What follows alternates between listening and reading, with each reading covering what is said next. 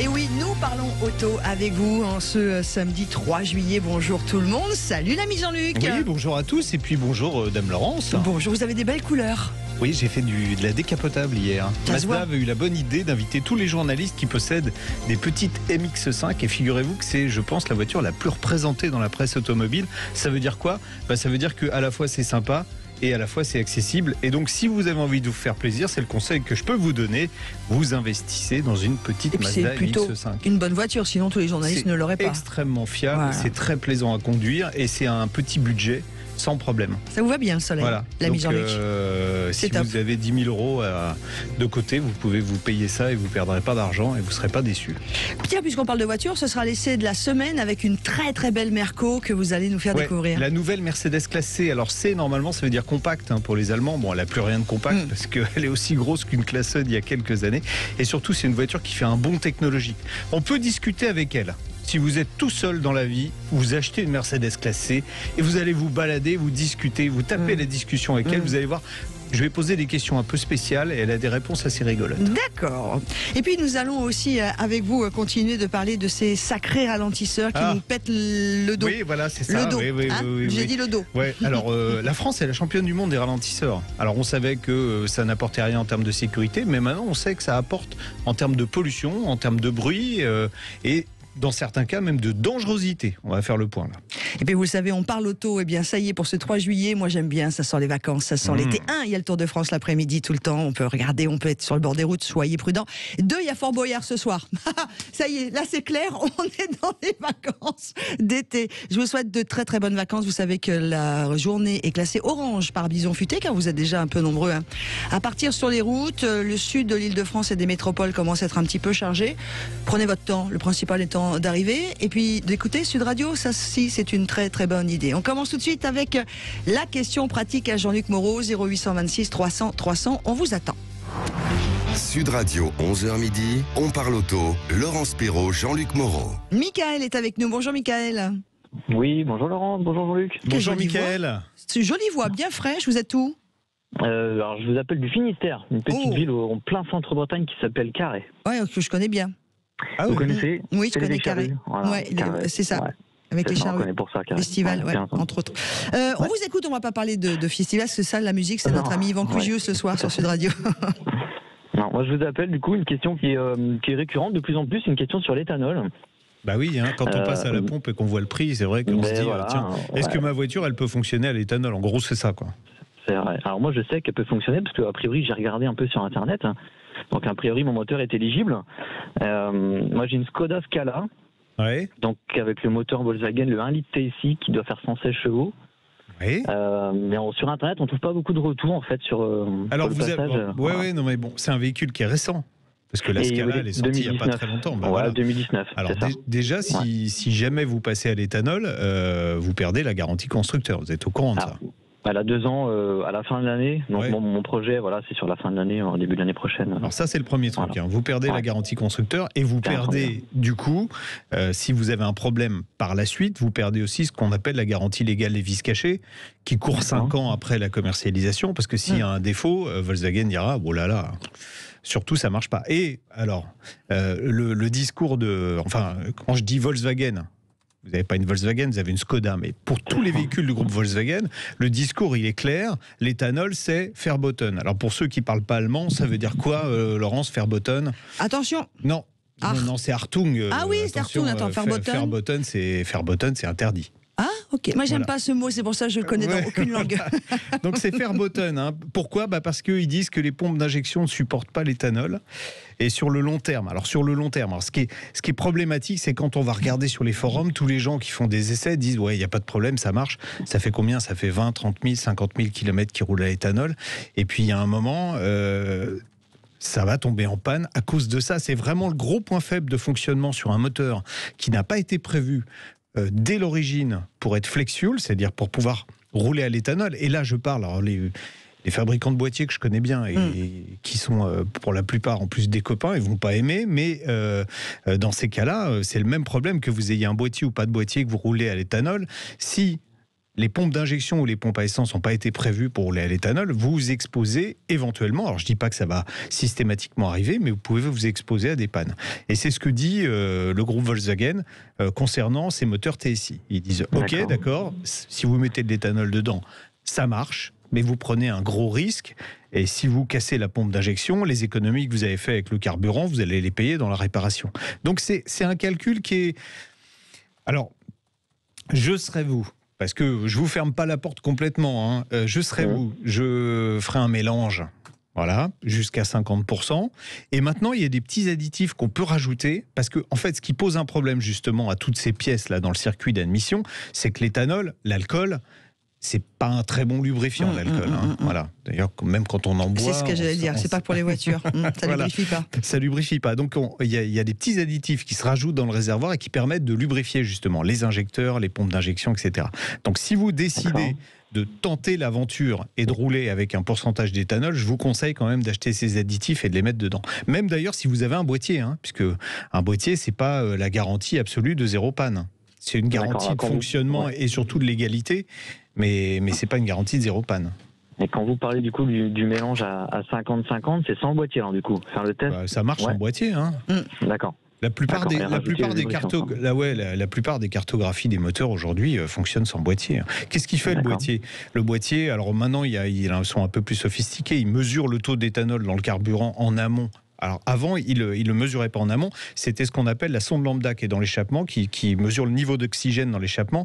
Et en fonction du degré d'éthanol, pour avoir ce qu'on appelle un mélange, alors c'est un peu technique, stoichiométrie, le bon mélange. Pour avoir une bonne combustion, la sonde lambda donnait une information au calculateur qui injectait la bonne quantité d'essence. Donc quand il y avait de l'éthanol avec moins d'énergie, il disait « Ah, attention, il en manque », donc ça rajoutait, mais c'était un peu Monsieur Balzen, il rajoutait après coup. Maintenant, vous avez un capteur en amont dans le circuit de carburant qui dit « Attention, on est à 60% d'éthanol, donc tu dois injecter tant ». Et c'est vrai que le calculateur rajouté avec les boîtiers permet d'augmenter ce qu'on appelle les temps d'injection, donc d'avoir la bonne quantité de carburant dans la chambre de combustion. Professeur Jean-Luc Moreau. Voilà. Non, mais c'est important de savoir comment ça fonctionne. Et si vous décidez de rouler sans boîtier, il y a un truc qui est proscrit, c'est genre je suis en côte et j'accélère à fond pendant 5 minutes. Parce que là, vous risquez d'être ce qu'on appelle en mélange pauvre. C'est-à-dire que vous allez arriver à la limite. C'est-à-dire le calculateur va dire aux injecteurs, allez-y, allez-y, allez-y. Mais il y a un moment, lui, il n'est pas prévu pour pouvoir distribuer autant de carburant. Donc, il va arriver à sa limite. Et si ça se trouve, une fois qu'il est à la limite maxi, on n'a pas assez de carburant. Donc, on a ce qu'on appelle un mélange pauvre. Et là, la température va augmenter dans le cylindre. Vous allez avoir des températures qui vont grimper de peut-être plus d'une centaine de degrés. Et vous allez fondre une soupape, un piston, et donc là le moteur il est bon pour la poubelle. Donc évitez quand on fait son mélange soi-même ou même quand on roule avec un boîtier, parce que le boîtier, on ne change pas les injecteurs, donc il peut très bien avoir des injecteurs dont le débit va être un peu limite quand on est pleine accélération. Donc évitez les pleines charges trop prolongées. D'accord, c'est super. Moi j'ai compris plein de trucs en plus. C'est ça qui est bien tous les samedis matins. Moi je vais à l'école de la voiture et du moteur avec Jean-Luc. Et grâce à vous, Michael aussi. Il y aura une interro à la rentrée. Non mais c'est super. Non mais c'est passionnant parce que du coup. Mais c'est important de savoir pourquoi il faut pas faire ça. On ne vit bien que ceux qu'on connaît bien. Ça quand on ne connaît pas ou qu'on pense connaître et qu'en fait on ne connaît pas, généralement on se plante. Donc c'est bien de comprendre, c'est cool, merci beaucoup. Mais Michael, bonne journée du côté du Finistère. Oui, je vous remercie. Et profitez bien de cette très belle région. Parce que moi je vais en Bretagne au mois d'août, alors à bientôt. D'accord, ok. Au plaisir de se croiser, alors du coup, à bientôt. Allez, dans quelques instants, nous allons parler aussi de ces fameux ralentisseurs illégaux avec des chiffres qui prouvent leur nuisance. Et puis si vous en avez marre des ralentisseurs, vous êtes les bienvenus puisque vous savez qu'on parle auto. C'est votre émission. Vous pouvez nous rejoindre au 0826 300 300 ou poser vos questions d'ailleurs sur la page Facebook de Sud Radio. Au maximum, j'essaye d'être votre voix et de vous relater. D'ailleurs, il y a Kay qui nous dit, elle a mis du coup que si on achète d'occasion, il faudra se méfier si les gens ont utilisé ou pas de l'éthanol. Oui. Très Alors bonne on peut le savoir, on peut le savoir en interrogeant le calculateur sur la prise OBD, on arrive à savoir si le moteur a fonctionné avec de l'éthanol. Merci beaucoup Kay de cette question qui va servir à tout le monde. Très bonne remarque. Et c'est une remarque d'une femme. Très bien. Les femmes te font toujours, tiens, vous toujours savez quoi, je vais vous faire remarquer quelque chose là maintenant, là tout de suite. Oui. Je vais offrir des places. Des places pour le grand, c'est ce week-end d'ailleurs. le Grand Prix Camion de Nogaro, c'est ce week-end. Bah oui, on en profite. Allez, on vous offre des places, vous n'hésitez pas. On va faire simple aujourd'hui parce qu'on a tellement de choses. Je voudrais que tout le monde gagne. On a plein de places à vous offrir. Le 5e appel au 0826 300 300 gagne des places pour aller sur le circuit de Nogaro. Yo, c'est parti. Et je vous rappelle qu'on vous offre des places pour aller vivre le Nogaro Classic, 61e Grand Prix du Nogaro Classic. Donc ça se passe sur le circuit Nogaro, le circuit Paul Armagnac, qui est donc dans la jolie petite ville de Nogaro. On va faire plein de gagnants aujourd'hui, avant midi, donc profitez-en. Et ça va être pour vous l'occasion de gagner. Donc j'étais le 5e appel. Je crois que Aude est déjà un peu débordé au standard. Vous inquiétez pas, avant la fin de l'émission, il y aura d'autres places à gagner pour aller vivre ce super Nogaro Classic. Mais pour l'instant, d'ailleurs, je peux vous dire, sur le circuit de Nogaro, il n'y en a pas, et c'est tant mieux, parce que sincèrement, ça nous casse le dos. Ça pour serait être intéressant, poli. tiens, des ralentisseurs sur un circuit, ça serait bien ça. Allez, on parle des ralentisseurs et des chiffres qui prouvent leur nuisance et à tout niveau. Sud Radio, on parle auto et de sécurité. Avec Autosécurité, prenez rendez-vous en ligne pour votre contrôle technique dans un de nos 900 centres sur autosécurité.com.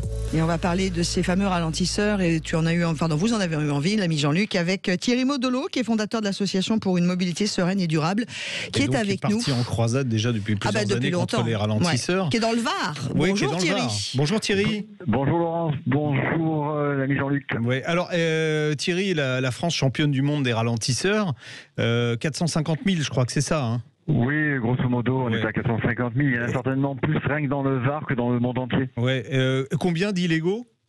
Aujourd'hui, j'en ai jamais trouvé un de réglementaire qui à la fois respecte le côté réglementaire, c'est-à-dire le décret d'application, et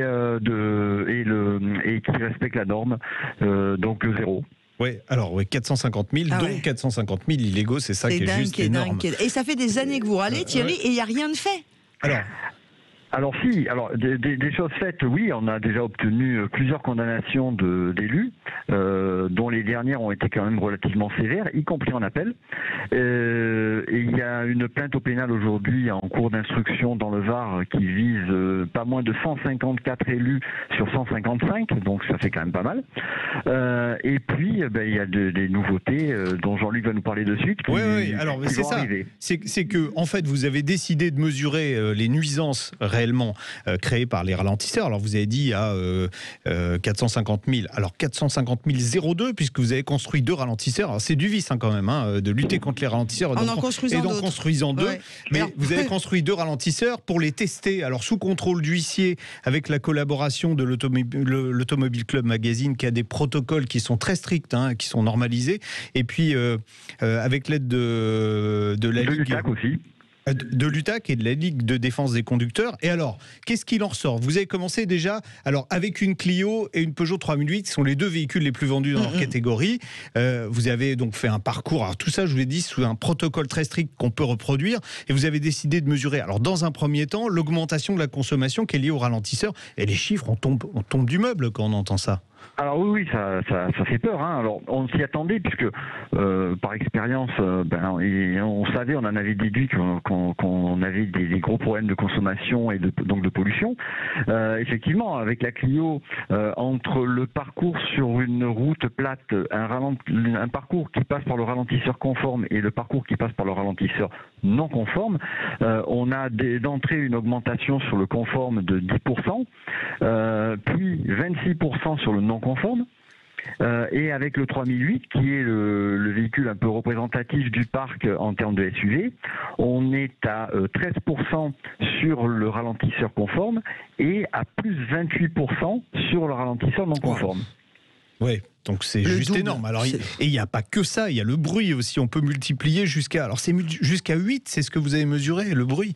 Oui. Alors effectivement, après il y a tout l'aspect nuisance sonore, c'est-à-dire l'impact des véhicules qui tapent sur les ralentisseurs. Et à un moment donné, donc on n'a pas pu passer le ralentisseur de 24 cm, qui est une réplique exacte d'un ralentisseur, enfin de plusieurs même ralentisseurs qui se trouvent dans le Var. On n'a jamais pu le passer à plus de 18 km/h. Alors que c'est mesuré, alors que c'est limité à 30, on est d'accord. Alors oui, un ralentisseur doit pouvoir être passé à 30 km/h sans générer la moindre nuisance et le moindre dégât aux véhicules. On n'a jamais pu passer au-delà de 18 km/h parce qu'à partir de cette vitesse-là, non seulement la carrosserie, donc le pare-choc avant, tapait violemment à la montée et très violemment à la descente, mais en plus de ça, on avait les amortisseurs qui allaient en butée.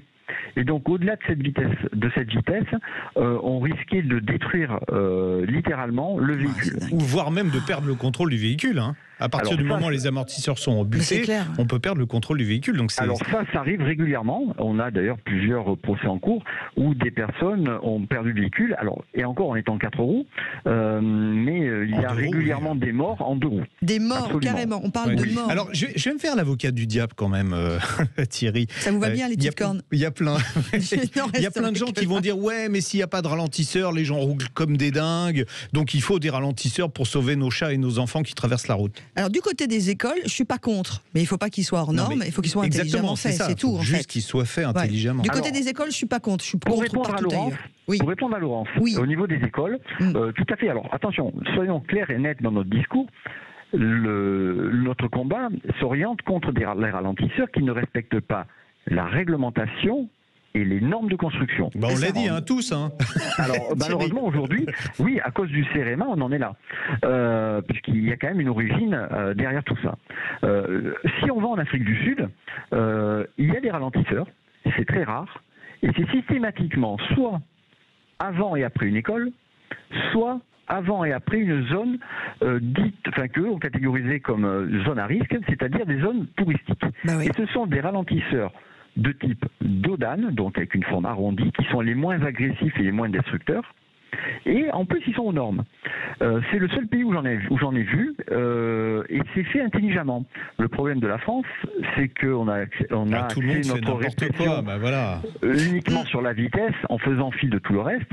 Et aujourd'hui, les élus font tout et n'importe quoi, et en plus, ils sont pas contents. Thierry, vous avez vu que la Cour des comptes cette semaine a épinglé justement tout ce qui est la politique toute vitesse de l'État français, en disant voilà, depuis 2013, on a atteint un plateau et ça ne bougera pas tant qu'on ne décidera pas de trouver un autre levier que la vitesse pour faire baisser la mortalité routière. Mais alors là, on parle de la santé de la voiture, on n'a pas parlé de la santé du conducteur et des passagers, parce qu'il y a aussi des conséquences sur le dos, il y a des conséquences sur plein de choses. Ils ont mesuré, c'est important, ils ont mesuré les G. Donc vous prenez une accélération verticale. Et c'est combien, Thierry, d'ailleurs ? Alors, on est monté jusqu'à 0,6 avec le 3008, c'est-à-dire qu'on va peser 60% de plus en poids.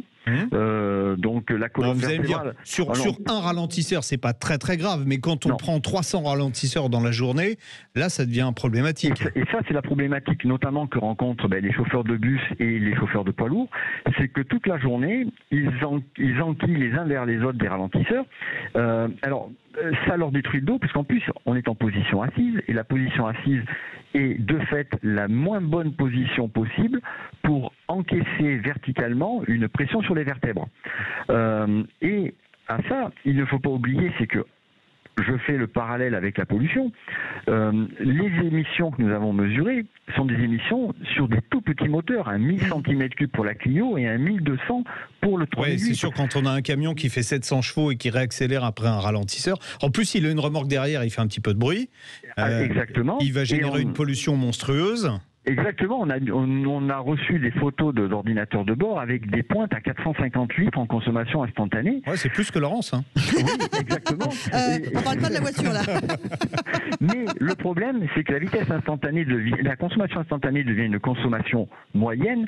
Pourquoi ? Parce que régulièrement, tous les 150, 200 mètres, 300 mètres, on enquille un ralentisseur. Ouais. Et donc, en fait, on lisse cette consommation sur de la distance. Thierry, le dossier s'épaissit un petit peu plus à chaque fois.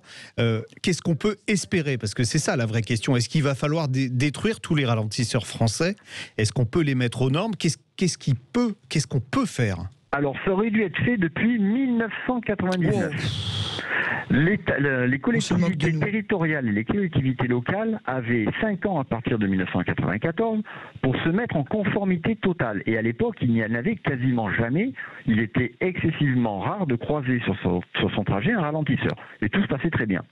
Aujourd'hui, il y en a partout. Il n'y en a pas un de réglementaire. Donc, il faut vraiment que tout le monde s'y mette et qu'on remette les routes à plat et en sécurité. D'ailleurs, l'État a été condamné pas plus tard que mercredi ou jeudi pour la pollution.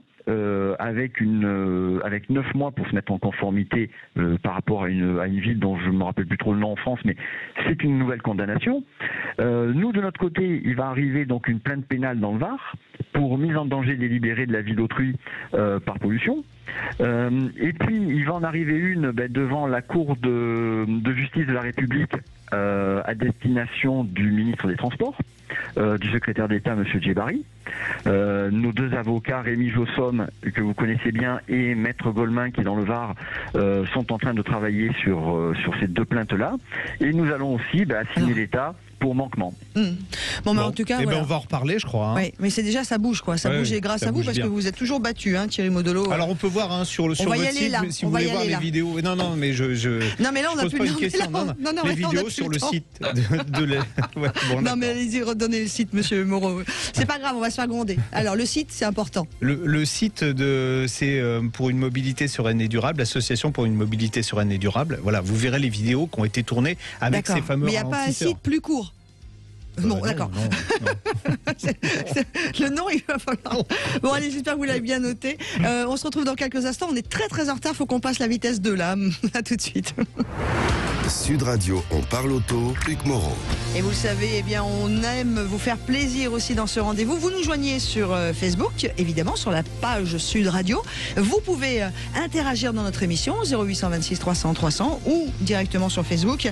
Et puis je vous donne aussi le programme que l'on va vous proposer à partir de midi dans Ça roule, où l'on pensera à la route qui peut être un véritable symbole sociétal pour venir en aide à la jeunesse. Qu'en pensez-vous? Est-ce que pour vous la route c'est vraiment quelque chose qui est très très fort? Et puis en deuxième sujet, vous savez que la vente d'éthylotest est obligatoire depuis le 1er juillet dans tous les magasins et autres cavistes qui vendent de l'alcool. Est-ce que vous allez vous en acheter? C'est-à-dire, est-ce que quand vous allez aller acheter chez votre caviste une jolie bouteille, ou quand vous allez acheter une autre bouteille avec modération à Carrefour, de l'eau minérale par exemple? Non, ça c'est pas. Est-ce que vous allez acheter votre éthylotest? Parce que eux ont obligation de vous la poser là, aux caisses, mais est-ce que nous on a obligation d'en acheter? Non. Donc est-ce que c'est encore une loi qui sert à rien? Qui sert à rien. Vous venez nous en parler à partir de midi dans Ça roule 0826 300 300. Bonjour Daniel. Bonjour Laurence. Et bonjour comment ça va? Bonjour Daniel. Ça va très bien, impeccable. La vie est belle. La vie est belle. Bon, c'est cool. Vous savez, Daniel, tout comme Muriel qui nous a appelé aussi au 0826 300 300, vous êtes l'un de nos grands gagnants pour le Grand Prix Nogaro Classique qui va se passer du 23 juillet au 25 juillet prochain. Donc vous êtes nos invités à Sud Radio, bien sûr, et les invités également du circuit de Nogaro.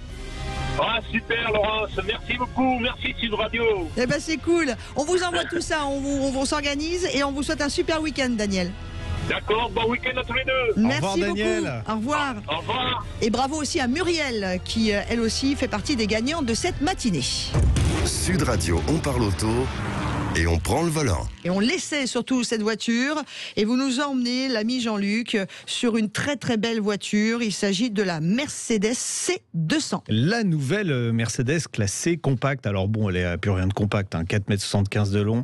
C'est 6 cm et demi de plus que la génération précédente. Ça profite principalement aux passagers arrière parce qu'ils ont plus de place pour mettre leurs jambes, tout en conservant un coffre qui est extrêmement généreux, 455 litres. En fait, tout est nouveau sur cette voiture. La plateforme, le style, les motorisations, la présentation intérieure. D'ailleurs, dans ce dernier domaine, la nouvelle classe C emprunte beaucoup à la classe S, avec en particulier, vous avez un grand écran vertical qui est super beau, 12 pouces, avec une définition qui est extraordinaire. Les Français feraient bien d'en prendre de la graine, d'ailleurs, parce que chez nous, on a le sentiment qu'on fait des économies, alors que là, c'est vraiment la techno-parade. Alors, et en plus, pourrais pas me piquer ma voiture, Laurence, si j'ai une classe C, parce qu'il y a un lecteur d'empreintes digitales. Donc, hop, je mets mon doigt, et puis là, ça me règle le siège, enfin tout, quoi. La voiture vous reconnaît. D'ailleurs, elle vous dit bonjour. Elle vous dira bonjour, Laurence, si elle vous reconnaît. Elle est polie. Le GPS spécial blonde également intègre ce qu'on appelle de la réalité augmentée.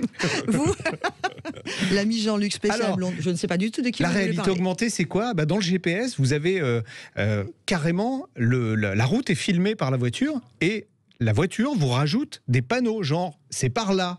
Donc quand on arrive à un carrefour où il y a plusieurs possibilités, elle vous a rajouté un panneau puis une flèche. Donc si on se gourre, c'est vraiment qu'on le veut. Là, il n'y a plus qu'une solution, c'est le Labrador et les lunettes noires avec la canne blanche. Oui, mais dans ces cas-là, vous conduisez pas. Ouais. Voilà. Ou alors vous avez envie de faire le coup de la panne à la personne qui est à côté de vous. Ça peut être une solution. Vous avez aussi des très beaux compteurs numériques. C'est une dalle paramétrable. Alors il y a plein de possibilités. Vous irez voir la vidéo.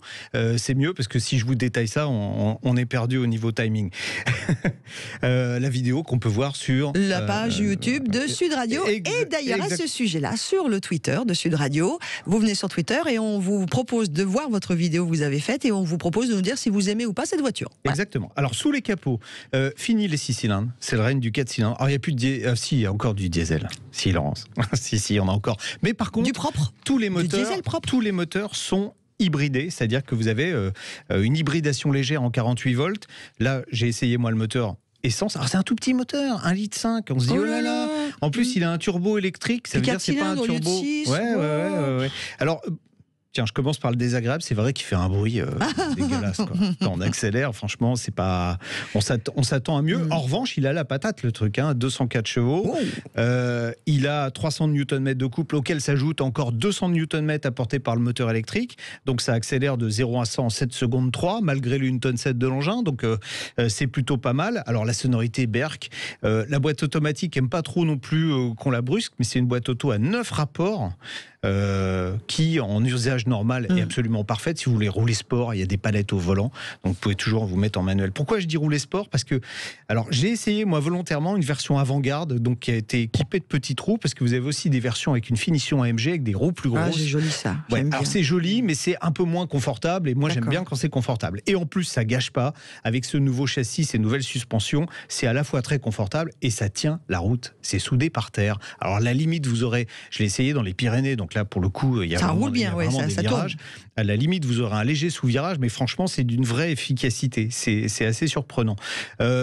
Côté conso, alors quand on roule là comme le Jean-Luc Moreau de la montagne, on consomme 10 litres, mais quand on roule plus raisonnablement comme le Jean-Luc Moreau qui fait de l'éco-conduite, on arrive à des consos de 7,3 litres, c'est pas mal. C'est pas mal pour un véhicule de ce gabarit, même s'il y a des modèles qui font un peu mieux. C'est aussi une des voitures les plus silencieuses que j'ai testées, à 110 km/h sur l'autoroute, mesurée 63 décibels. À l'intérieur. Ah ouais, c'est vrai, c'est vraiment très silencieux. C'est plus qu'une machine à laver la vaisselle. Ou un frigidaire. Le frigidaire c'est 42 à peu près. Non mais un frigidaire, heureusement que ça fait pas de bruit. Oui, non, mais c'est pour donner, parce que quand on dit 63 décibels, on a du mal. 63 décibels, ceux qui sont au volant là. C'est dans une pièce avec un petit bruit de fond, 63 décibels. Oui, mais c'est pour ça que je donnais l'idée à peu près de 45, c'est le frigidaire. Et quand vous parlez, là, vous êtes à 70 décibels. Oui, alors ça dépend. Si je suis pas énervée. Si je suis douce, je peux être ça, mais après, je peux être pire. Alors justement, puisqu'on parle de jeune fille douce, il y en a une dans la voiture qui habite là. Elle a été enfermée dans le coffre. Et quand on lui pose des questions, elle vous répond. Vous lui demandez, elle s'appelle Mercedes, c'est un prénom espagnol. Vous dites, Mercedes, quel temps il fera demain? Alors demain, il fera beau, il fera mauvais. Enfin, vous donne la météo. C'est quoi, c'est un Google ou un Alexia qui a été. C'est ça. Extrêmement sophistiqué. Je lui ai même posé une question piège un peu. À un moment, j'ai demandé, j'ai dit Mercedes, est-ce que tu aimes BMW et Audi? Et vous savez ce qu'elle m'a répondu? Elle m'a répondu, j'ai la même opinion que vous, sinon vous ne seriez pas dans cette voiture.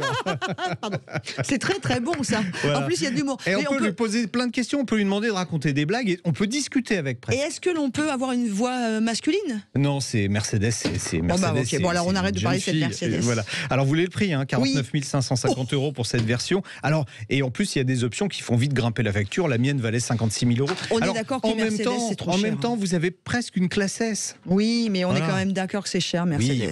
Oui, c'est cher. Mais si par exemple, dans le secteur, dans ce qu'on appelle la car policy pour les entreprises, vous pouvez avoir une classe C. Allez-y. Voilà, parole de Jean-Luc Moreau. Allez-y. Merci, monsieur. On rappelle que l'on voit cette très très belle essai, très beau essai que vous avez fait sur la page YouTube de Sud Radio et que l'on vous pose la question après l'avoir vu sur Twitter. Est-ce que vous avez aimé la fameuse Mercedes C200? Vous nous rejoignez également pour le dire. Sud Radio, on parle auto et d'environnement.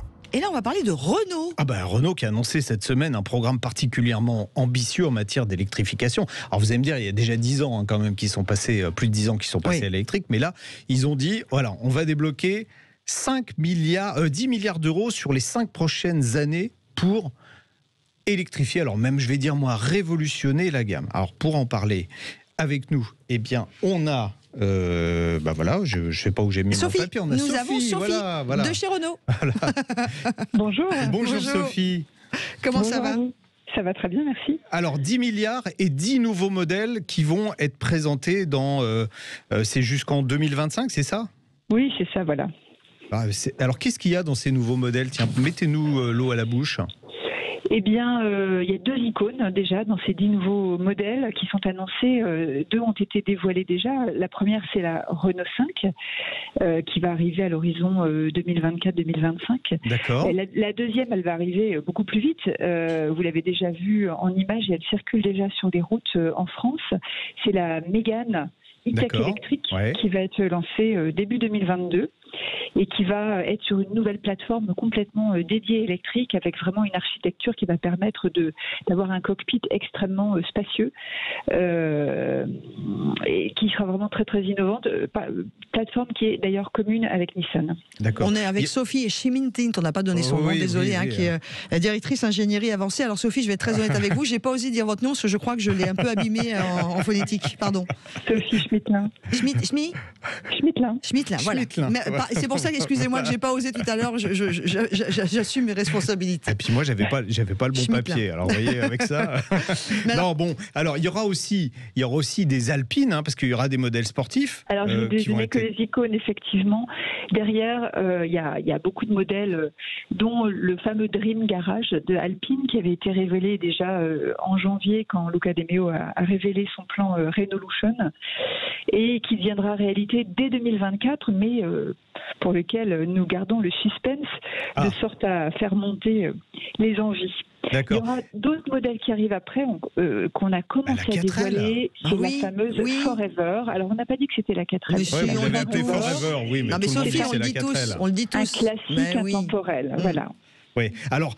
Derrière ce programme électrique, il y a aussi quand même une ambition de devenir un des leaders en matière de production de batteries. Vous avez annoncé qu'à Douai, il y a une gigafactory qui allait être créée. Est-ce que Renault va vraiment fabriquer ses batteries ? Alors, c'est effectivement un énorme projet très ambitieux de relocalisation des fabrications en France qui a été annoncé, qu'on a appelé Renault Electricity, qui sera vraiment un écosystème dense, performant et de haute technologie dans le nord de la France et qui va rassembler les usines de Douai, Maubeuge et Ruitz et qui sera associé également à la méga factory e-powertrain, donc des moteurs électriques et de l'électronique de puissance que nous avons en Normandie à Cléon. Donc on va produire les batteries. Alors c'est une techno, on va le dire, c'est une techno pour l'instant chinoise qui sera produite en France, mais vous développez aussi des technologies propres avec des acteurs européens. Exactement. Donc nous avons conclu et annoncé donc cette semaine un partenariat stratégique avec Envision AESC, qui est un fabricant de batteries qui va s'implanter avec une gigafactory à Douai, juste à côté de l'usine Renault, pour produire des batteries de dernière technologie et qui vont directement aller être assemblées dans l'usine de Douai. Également, nous annonçons un projet avec une start-up française qui s'appelle Vercor pour co-développer une batterie haute performance qui adressera plutôt le segment C et puis nos modèles sportifs justement, et qui, elle, sera complètement intégrée en France.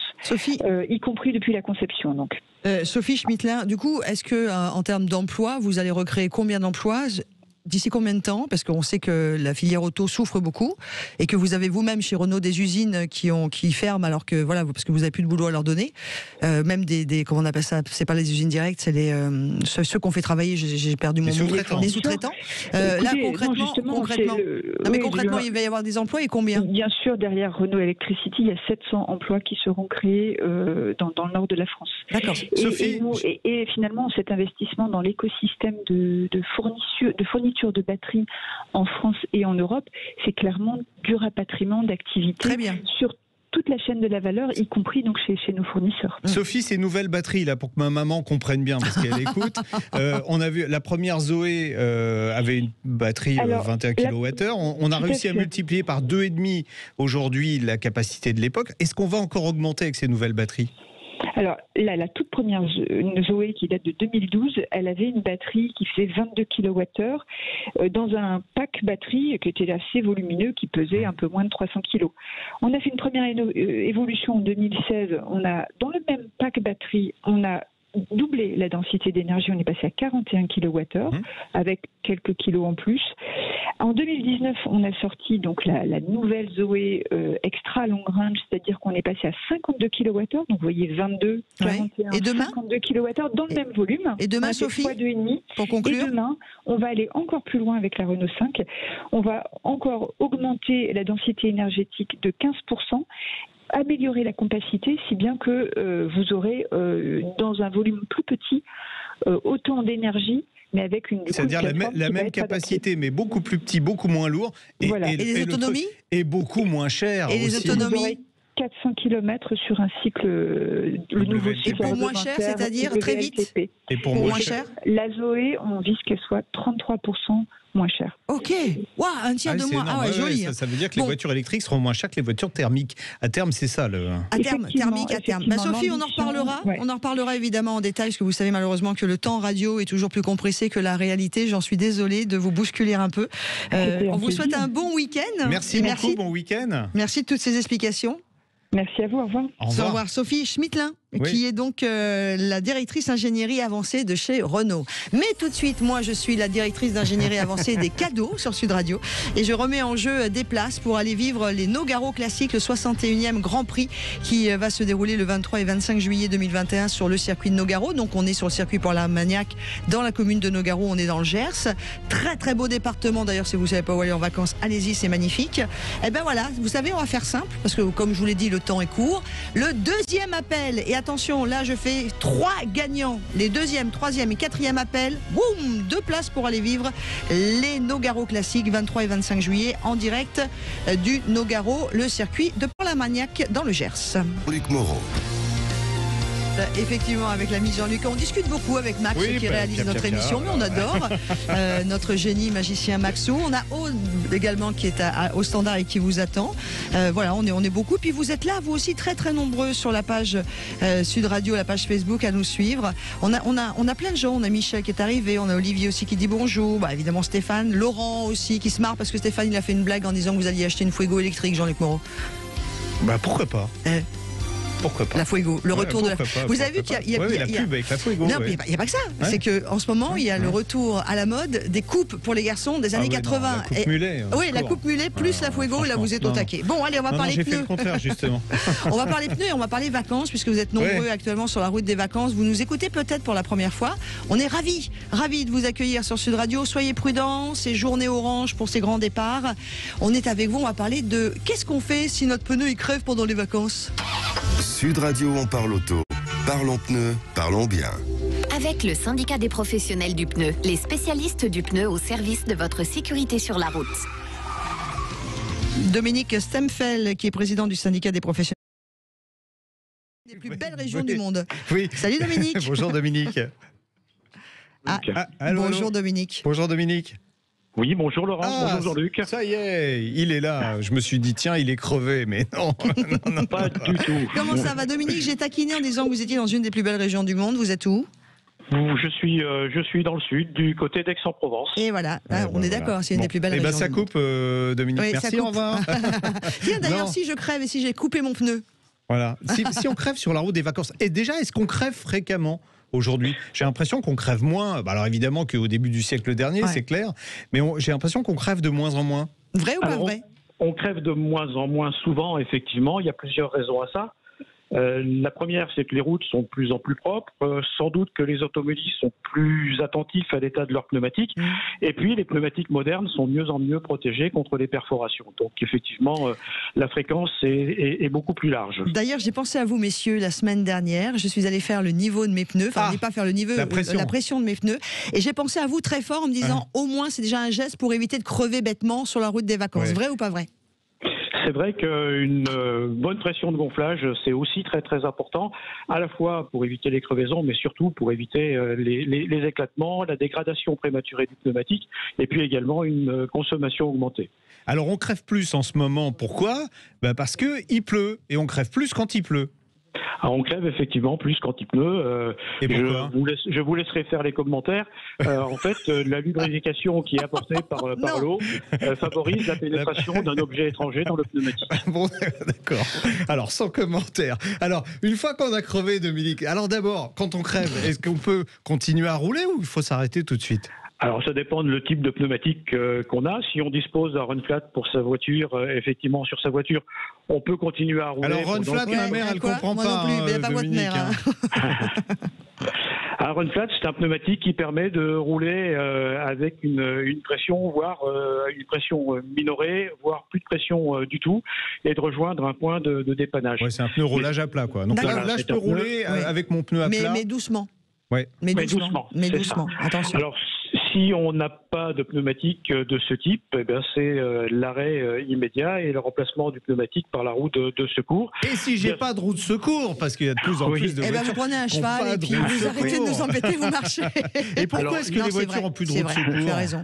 Alors, d'abord, j'insiste, si on a à remplacer sa roue au bord de la route, il faut effectivement prendre toutes les précautions pour éviter un accident, bien se signaler avec le triangle de signalisation et puis également prendre toutes les précautions pour se protéger. D'accord. Alors, pourquoi il n'y a plus de roue de secours ? Vous n'avez pas répondu à la question. Oui. Alors, il y a de moins en moins de routes de secours, effectivement. Alors, il y a une raison évidente, toute simple, c'est que les constructeurs automobiles cherchent à gagner un peu d'argent en supprimant la cinquième roue. Mais il y a également des raisons techniques, tout simplement parce qu'ils chassent le moindre gramme et ils dépensent des fortunes pour alléger les véhicules. Donc, en fait, supprimer une roue de secours, ça permet d'économiser. D'autant que les roues sont de plus en plus grosses, donc de plus en plus lourdes. Entre 15 et 40 kilos pour les plus grosses voitures. Et puis également, aujourd'hui, on cherche à optimiser la capacité de carburant et puis surtout sur les voitures hybrides et électriques, d'avoir des batteries de plus en plus grosses. Vous en avez parlé tout à l'heure. Et donc, la roue de secours permet en fait d'optimiser la capacité de la batterie. Il y a une autre solution, il y a la fameuse roue galette inventée en Bretagne, comme tout le monde le sait. Tant qu'il n'y a pas la saucisse. Vous savez que c'est un truc de touriste, la galette saucisse, parce que quand vous êtes vraiment en Bretagne, les vrais Bretons, ils ne mangeaient pas de galette saucisse. Après, c'est un truc marrant sur les foires, mais pardon. Bon. Alors les roues galettes, elles permettent d'économiser à la fois du poids et de l'encombrement. Elles permettent en fait de rejoindre aussi un point de dépannage, puisqu'elles ne peuvent être utilisées qu'à vitesse réduite. Et pendant également une longueur limitée, c'est 80 km/h. C'est 80 km/h et pour 80 km également. D'accord. Ouais, bon, si on est sur les routes secondaires, c'est bon alors. Mais on est bien d'accord. Hein, je crève même par prudence, même si j'ai des run flats, je m'arrête. Hein, on est d'accord, Dominique. Oui, absolument. Et puis on rejoint un point de dépannage et de réparation très vite. Et dans tous les cas, on fait vérifier son pneumatique par un spécialiste pour vérifier qu'il n'a pas subi de dommages irréversibles. Mais voilà, en tout cas, les bons conseils de Dominique Stemfel, président du syndicat des professionnels du pneu. Merci beaucoup, Dominique. Merci, Dominique. Soyez prudents sur la route. Oui, et puis surtout aujourd'hui, c'est grand, ça y est, c'est les départs en vacances. Tous les week-ends, ça va être ça. Soyez super prudents, on tient à vous. Et bienvenue à ceux qui écoutent Sud Radio pour la toute première fois, parce que sur la route de vacances, ils nous ont captés sur leur autoradio ou en DAB+, là où ils sont. Allez, dans quelques instants, nous allons retrouver Ça roule avec ces deux sujets. Selon vous, la route peut être un symbole pour venir en aide à la jeunesse. Est-ce qu'elle peut aider ? Et puis on parlera aussi des éthylotestes qui sont depuis le 1er juillet en vente obligatoire dans tous les magasins qui vendent de l'alcool et des vins. Est-ce que vous allez les acheter ? Vous, en allant acheter votre bouteille, on vous attend tout de suite au 0826 300 300. Toujours est-il que je dois vous donner le nom du gagnant. Il s'agit de Armand, mais nous avons aussi Pierre de Montec qui viennent de gagner des places pour aller vivre les festivals à Nogaro. C'est le week-end du 23 juillet. Ça y est, je ne sais plus. Moi, je suis entre 23 et 25 juillet. Voilà, Nogaro classique.